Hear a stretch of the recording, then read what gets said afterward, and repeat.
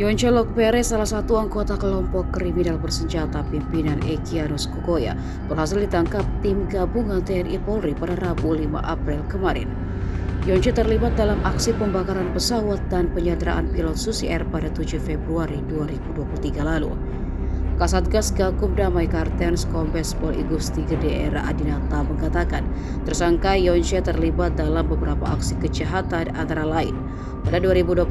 pembakaran Camp Dola Rosa, 2 Februari 2021 terlibat aksi kontak tembak dengan TNI Yonif Rider 705 Pem Dumang.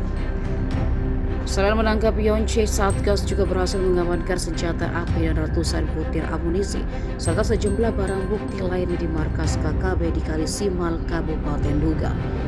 Barang bukti tersebut satu pucuk senpi panjang AR-15, satu pucuk GLM, satu pucuk senpi pendek FN, 3 buah magazin sempok pendek jenis HS9, satu pucuk senapan angin, satu buah peluru GLM amunisi 5,56 berjumlah 360 butir, 14 buah magazin senpi panjang, 4 buah HT-ICOM, 4 buah cas HT, 1 unit laptop, uang tunai 620.000, 1 unit teropong, 1 buah kamera Canon, 3 buah teleskop, 1 buah radio SSB.